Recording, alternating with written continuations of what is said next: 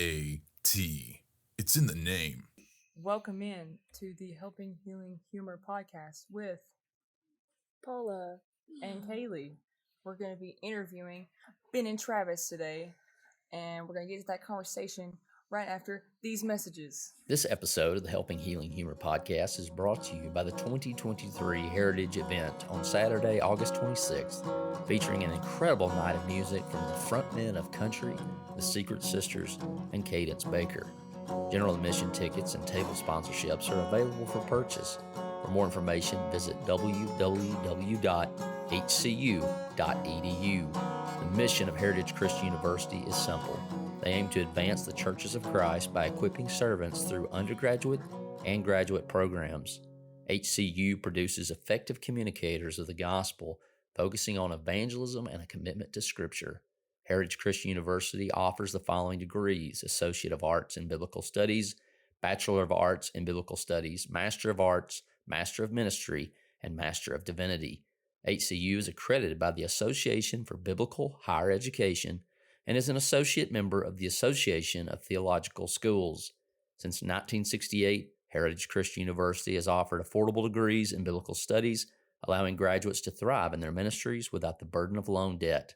For the fall 2023 semester, HCU is offering full tuition scholarships for graduate-level students. For more information about Heritage Christian University or the annual Heritage event, visit www.hcu.edu. Hey everybody, this is Pola, and This is Kaylie Hendrix. today we're interviewing Travis Crazy and Ben Hayes at Maywood Christian Camp.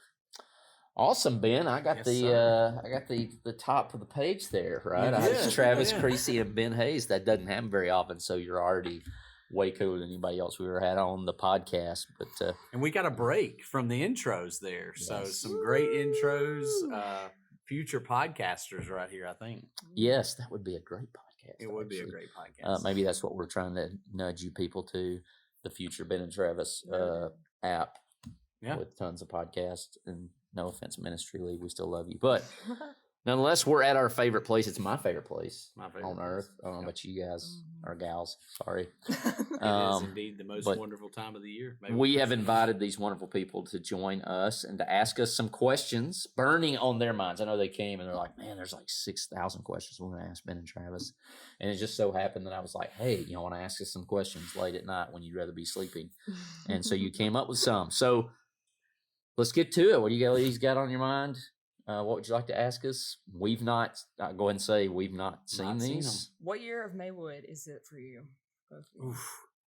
I always have trouble with this one because I can't remember exactly which year I came. Because we're old men.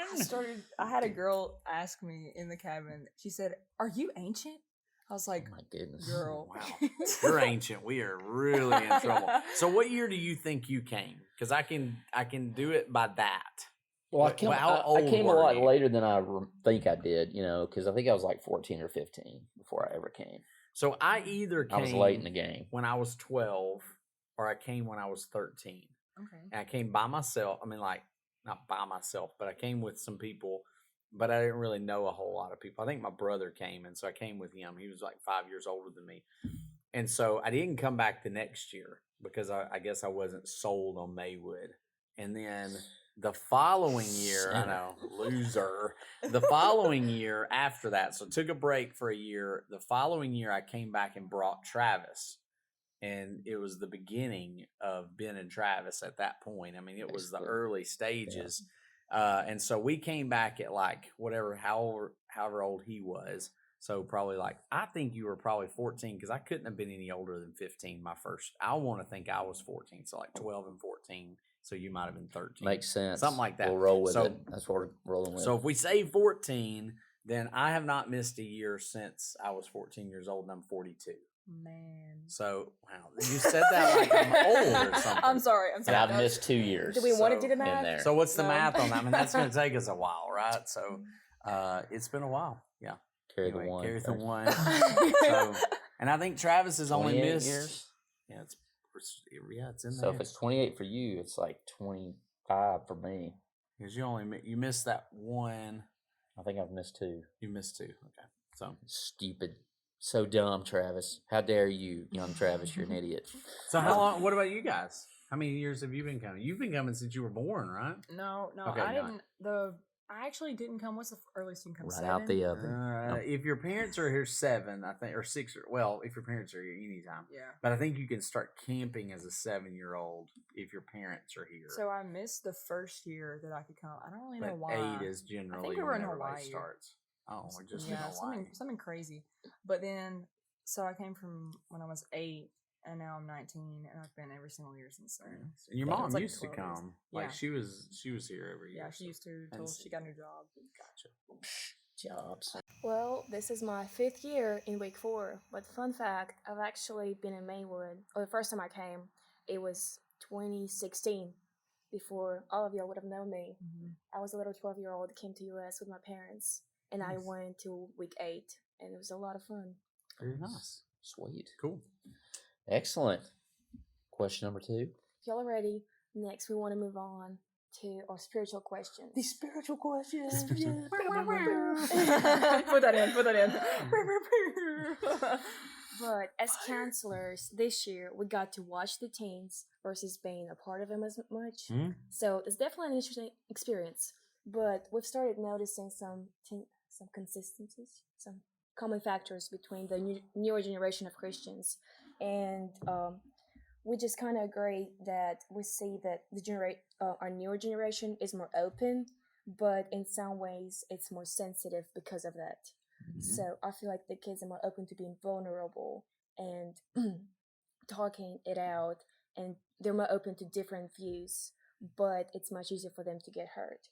So one of the questions we have is that how we can create an appealing church community that both will attract people from outside the church, but also promote the personal Christian growth. Because we've noticed also that with kids our age, we really want to have communities, and we want to feel accepted and loved, and we're not afraid to say it. Mm-hmm. And if you look in the world and you look in the culture outside of Christianity, we'll see all these kids looking for acceptance, and they get it from. But I feel like as Christians, we can appeal in that way too. Mm-hmm. But how can we balance out acceptance with also having boundaries and having truth?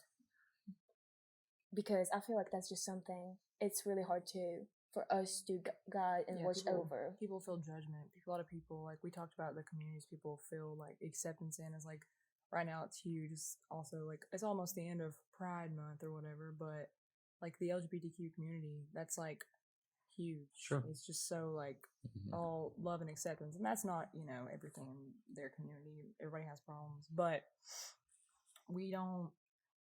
They're not taking in people and saying like, okay, well, you need to change this to do whatever. They're just like, oh, whatever, come as you are. And that's where we're different, because we're saying come as you are, but we also have the standards of the Bible, and we're trying to live to that, and that's hard to put out there. So, And here's the thing that's hard to relate sometimes, but everybody has standards. Even people in the LGBTQ community, there will be a place where they'll go, oh no, that's not accepted, or whatever. There's going to be certain standards that they're going to hold to. It's just that we generally get looked at differently in the Christian community for the standards that we withhold, because people don't necessarily like the standards that we withhold sometimes. But the standards aren't mine. The standards are God's standards. And the churches, I think as a church, and there's two sides to this, and Travis probably has a whole lot more to say too about it, but there's two sides to it. There's one is that the church should be loving and caring and accepting and allowing people to come in and feel safe where they come, where they're coming into. We use the phrase, it's on one of our stickers, love people where they are, love them enough not to leave them there. There is a point where we, look at who Jesus loved, the people that Jesus served, and they were not your upstanding citizens of the world, or they were not people who had no problems. They were the people who did have problems. But he loved them and tried to bring them to a place that was healthier for them.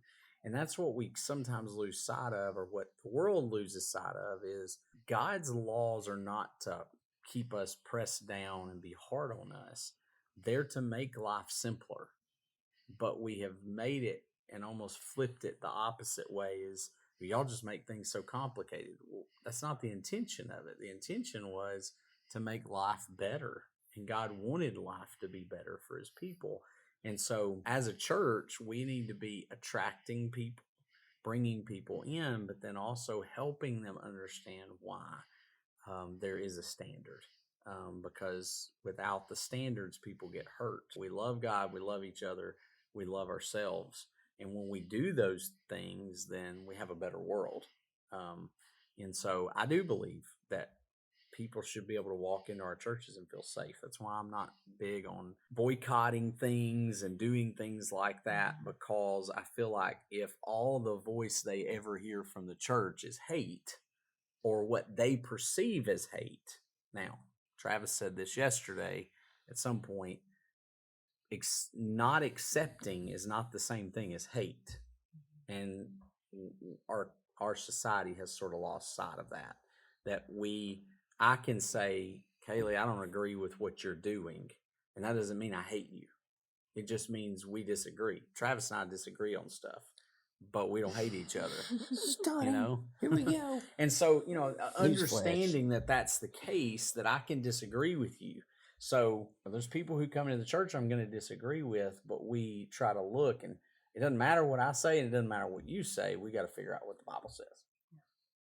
I would just add to that, and right where you pick up where you just end, is Jesus is controversial, and we can't make him not controversial, because if he's non-controversial, he's not the Lion of Judah. But there is an aspect of bringing people along to that point where they make that realization.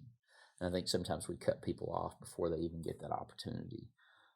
I've got former students who are out there, saying God's calling these people, and I believe that he's calling all people, but there is an aspect of submission that we don't get in America, that we don't really understand, because we have so much personal liberty, and I'm a liberty guy. I love America, but love it, and it's great, but Jesus is sovereign, and he's going to call anything that we find pride in that is not of him, and that's not just our sexual identity or desires, that's ball teams, right?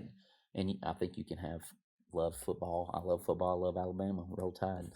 But if it's warring for the number one spot on my throne, he's saying no, that there is no identity other than the one that starts with Jesus. And so our goal is to, like Ben's saying, make a comfortable place where people can come and share their struggles and not be immediately cast out and judged, but to give them opportunity to come to the point where they're ready to submit those things at the throne of Jesus. And then when we do, we're like, yeah, and we cheer them on, because I think the people who have the hardest time in June are the people who have chosen Jesus over that lifestyle. And they have a whole month, and it makes it worse when Christians come along and go, yeah, that's okay, you just do. And they live that life. And they're like, I chose Jesus over this. Yeah. And here I have these Christians telling me, and I know better. Because there are people who the world is going to be the world. They're going to do the things that they do. And Paul, but we're basically told, don't be shocked when the world is the world. But Christians, we hold to a higher standard. Somebody who claims to believe in Jesus, then we have a reason to kind of stick our nose into their business and go, that's not living to the standard. Ben can do that to me because we have that relationship. I would imagine you two can do that to one another because you have that type of relationship. But you've got to have that relationship first. And I think our memes and our Facebook posts do not accomplish that. And I know for a fact I've done that, and I'm tempted to do it again. And so just as a practical thing, if somebody posts something that I don't agree with, and I cannot remember a time where I made a good comment about a picture of their family or something successful they've done, then I don't have any business making a comment about something they post I don't agree with.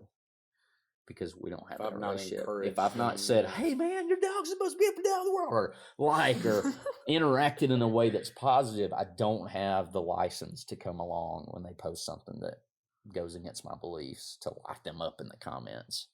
And I've really tried hard, and it's been a struggle to keep my mouth shut, and especially on social media if I don't have something. Haven't tried to encourage them on something else prior. So Yeah, but if just they, something practical for folks at home. yeah, and if they come, they start posting things, or they see that that's all we ever do is post negative things, and all we ever do is bash them. Here's kind of the mark. We've okay? murdered nuance. Yeah. No nuance. There's no. This meme is either correct in every 100% of the way, Right. or it's completely wrong in 100% of the way. And it's like, no, there's some good to that, but it's also not perfect. But if I'm not calling out all the other sins, then why am I calling that one out? If there's plenty of other things. And so that's where that community has a right to be a little bit angry with Christian community, as we've called out. A lot of people have called them out over and over and over and over and over again. And part of that is because it's been so in our face. I get that. Yeah. I mean, it's been way, and I get that part of it, but there's other sins, there's other things that people do.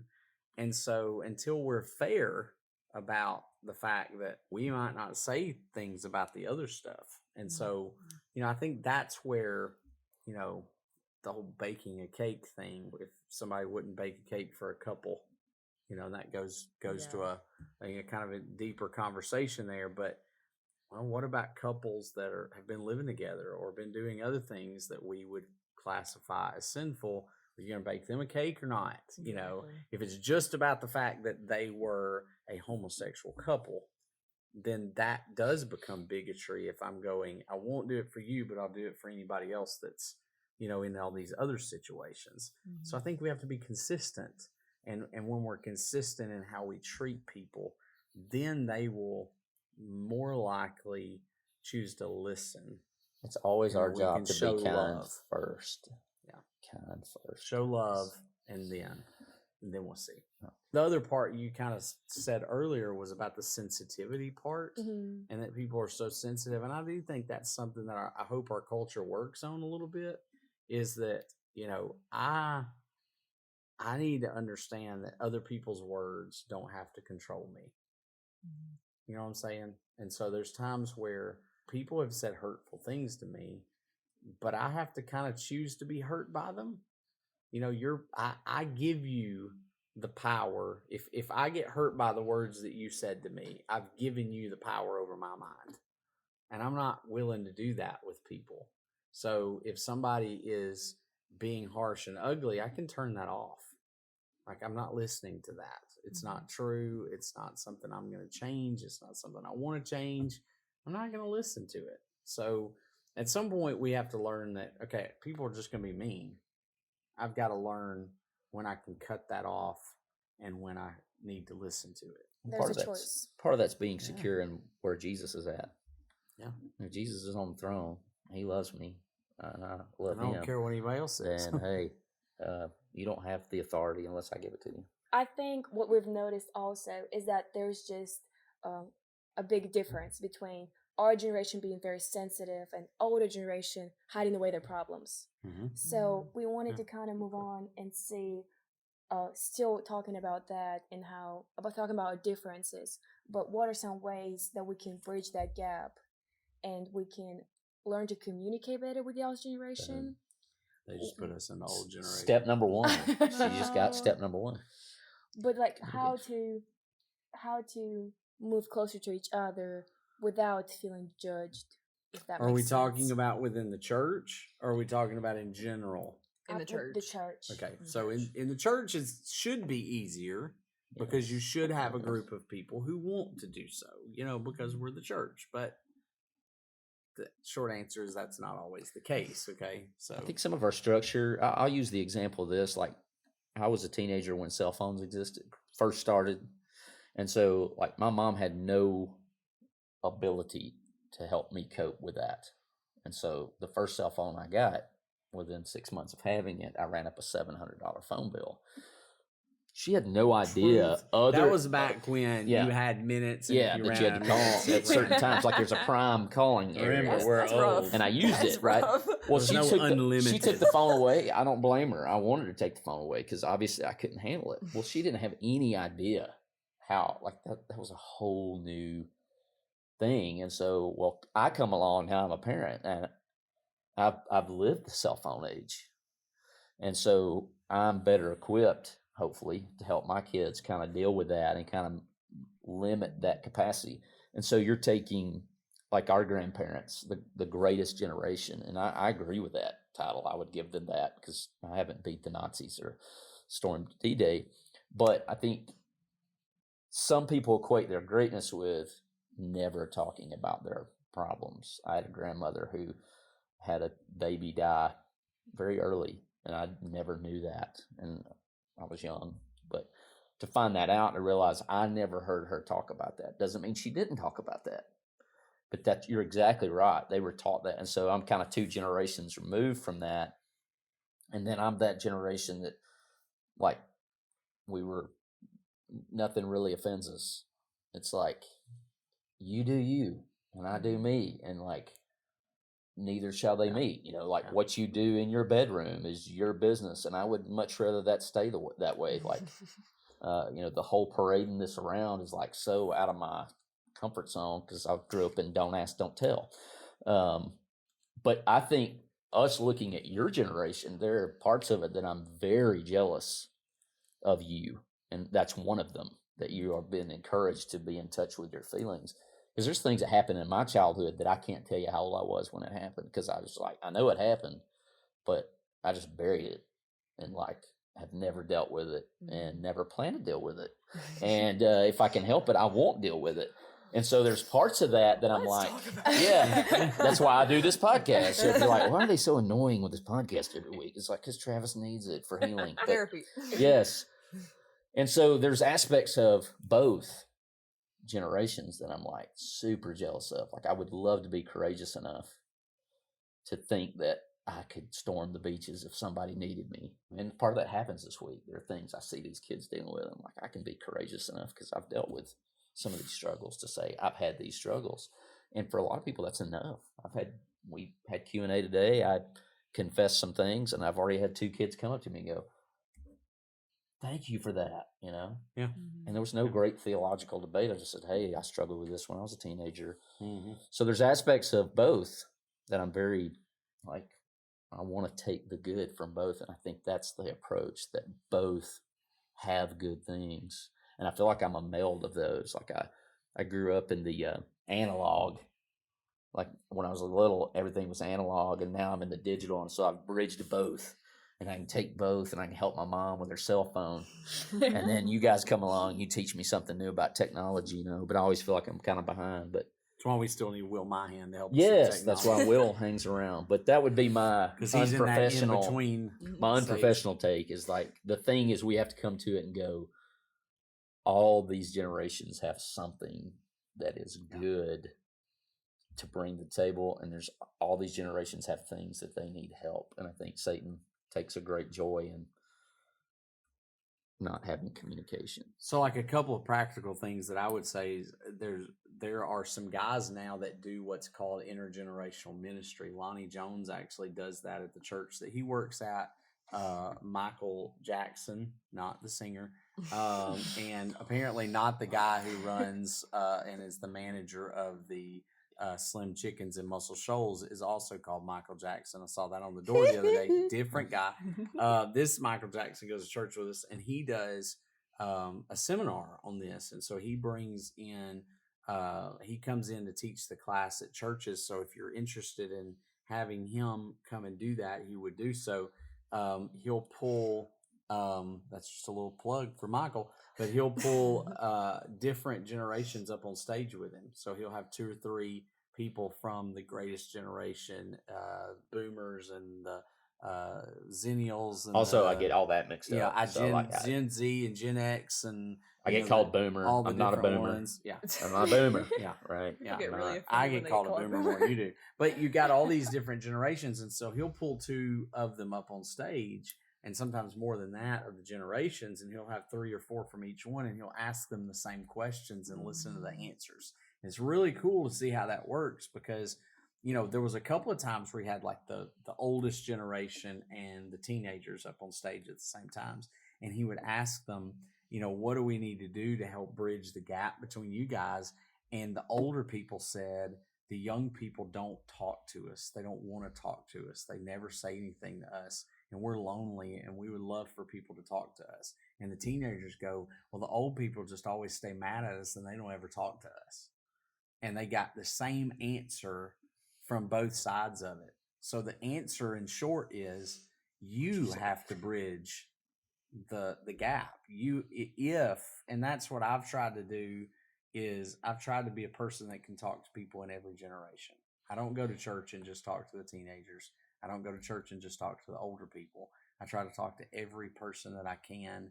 I don't care what their age is. I promise you there's little old ladies that want to have a joking conversation with you just like a teenager does. They would love for you to come up and tell them a joke or pick at them or say something. They would love for you to hug them because they don't get a lot of touch because a lot of them are living alone now. Mm-hmm. And so if a teenager walks up and just said, you look so pretty today, and puts their arm around them, it will start bridging the gap. And if they're an older person listening and you go up to a teenager and just show them a little love, there's 2 or 3 little girls that go to church with us, or little kids, but there's one little girl that, I mean, she's, you know, probably about 4, and I'm going to embarrass myself because I really don't know how old she is, but I don't really care.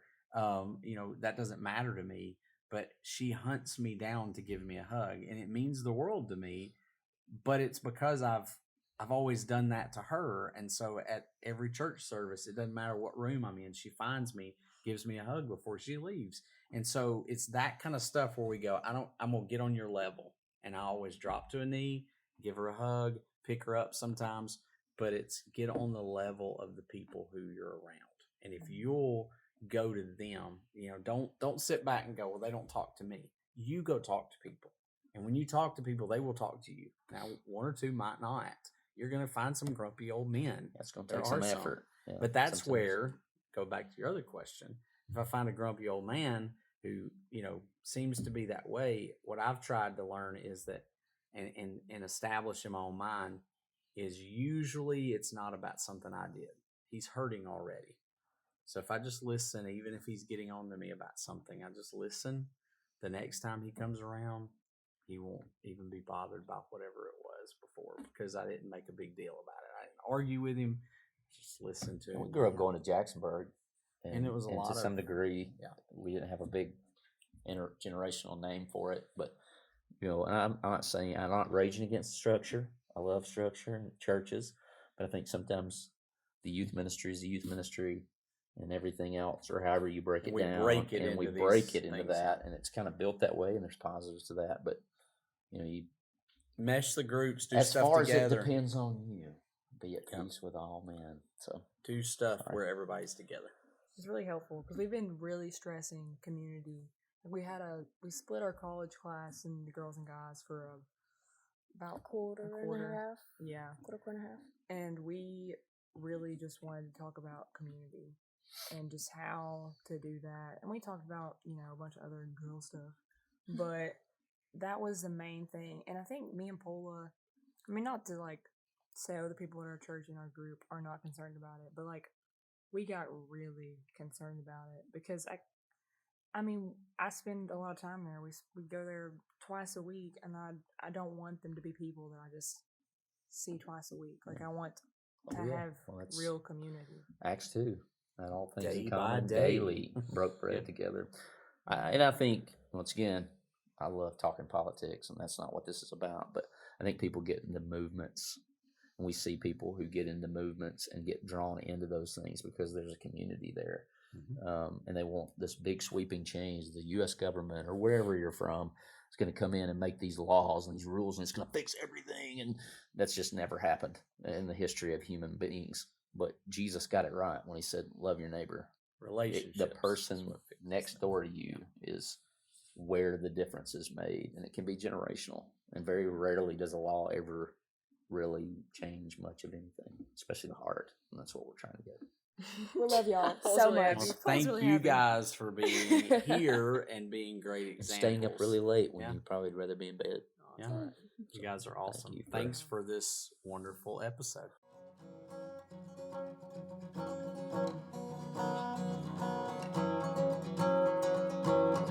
Thanks for being with us for this episode of the Helping Healing Humor podcast. Be sure to download our free ebook, 28 Days of Focused Living, at benandtravis.com and receive all of our Helping Healing and Humor extra content directly in your inbox. We look forward to having you join us at the same Ben and Travis time, same Ben and Travis channel.